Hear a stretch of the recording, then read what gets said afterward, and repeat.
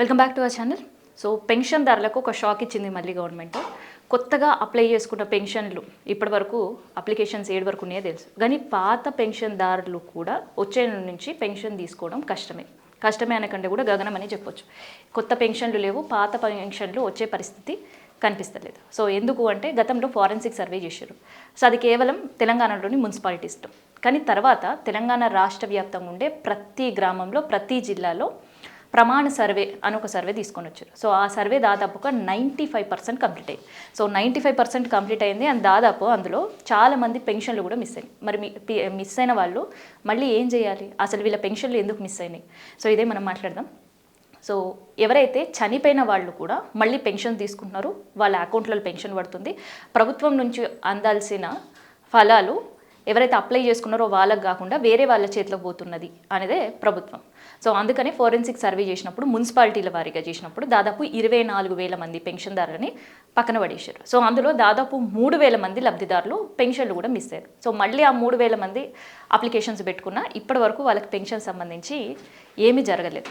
అసలు ఏం జరుగుతుంది రాష్ట్రంలో? దాదాపు ప్రతి నెల ఎంత శాతం పెన్షన్లు అందిస్తుంది? కేవలం మన రాష్ట్రంలో ఉన్న పక్క రాష్ట్రంలో పరిస్థితి ఎట్లుంది, ఇవన్నీ కూడా మాట్లాడదాం. సో పెన్షన్కి సంబంధించి 42% ప్రభుత్వ ఖజానా నుంచి అటు ఎంప్లాయీస్కి జీతాలు, ఇటు పెన్షన్దారులకు పెన్షన్లు అందిస్తుంటుంది.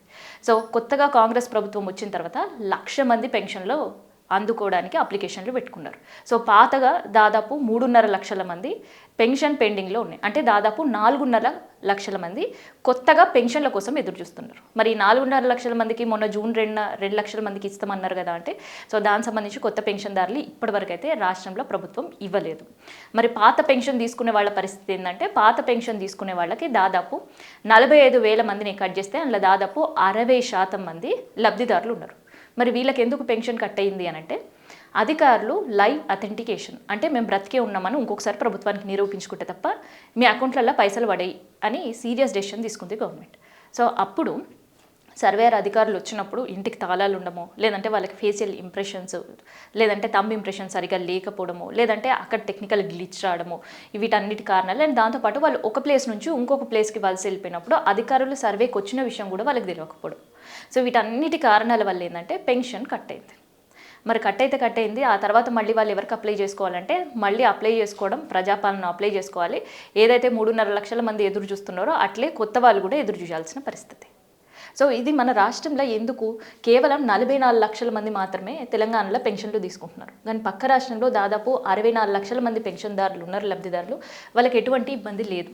సో ఇట్లాంటి టెక్నికల్ ఇష్యూస్, లేదంటే మళ్ళీ ప్రభుత్వం ఏరివేసే కార్యక్రమము, ఇట్లాంటివి ఏవీ లేకుండానే అలా పెన్షన్ తీసుకుంటున్నారు. కానీ మన దగ్గర మాత్రం పెన్షన్ అందుకోవాలి, లేదంటే కొత్త పెన్షన్ మళ్ళీ ప్రభుత్వం ఇవ్వాలంటే పాత పెన్షన్దారుల ఈ లబ్ధికి దూరం అయ్యే పరిస్థితి కనిపిస్తుంది.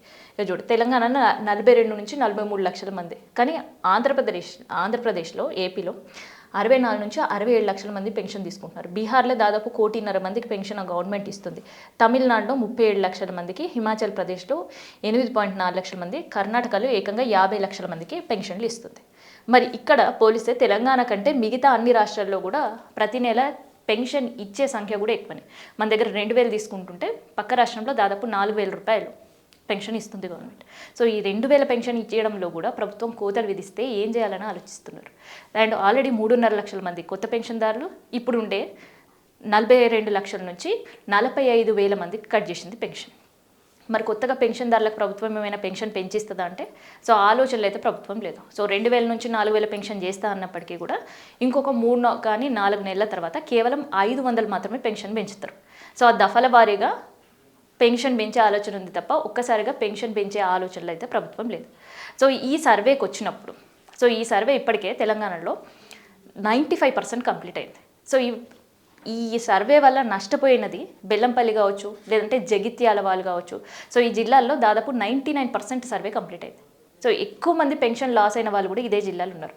మరి ఇప్పటికైనా ఇంకొక 5% హైదరాబాదు, రంగారెడ్డి, సంగారెడ్డి ఈ జిల్లాల్లో ఇంకా సర్వే కంటిన్యూ అవుతుంది. ఈ సర్వే కంటిన్యూ అయ్యేటప్పుడు అక్కడ ఉండేవాళ్ళు పెన్షన్దారులు పాత పెన్షన్కి సంబంధించి అండ్ అకౌంట్ డీటెయిల్స్ సంబంధించి, ఆధార్ కార్డ్కి సంబంధించి, పెన్షన్ కార్డ్కి సంబంధించి ఈ 4 దగ్గర పెట్టుకుంటే తప్ప మళ్ళీ మీరు బ్రతికే ఉన్నారు అని నిరూపించుకోవడంలో అధికారులకి చూపియాలి. సో అట్లాంటి కార్డు చూపిస్తేనే అధికారులకు మీ పెన్షన్ భద్రంగా ఉంటుంది. లేదు ఈ 4గిట్లో ఏ ఒక్కటి లేకున్నా కూడా మళ్ళీ అది పెండింగ్లో పడిపోయే అవకాశం అయితే ఉంటుంది. సో అందుకనే మళ్ళీ ఈ రీసర్వే చేసే అవకాశం అయితే లేదు. సో సర్వే వన్స్ ఒకసారి ప్రభుత్వం చేసింది అంటే కంప్లీట్ అయినట్టే. అందుకనే అట్లీస్ట్ ఇంకో 3 జిల్లాల్లో పెండింగ్ ఉంది. ఈ 3 నేను చెప్పిన జిల్లాలో ఇప్పటివరకు కేవలం 40% సర్వే మాత్రమే అయింది. అంటే ఇంకొక 60% సర్వే ఉంది.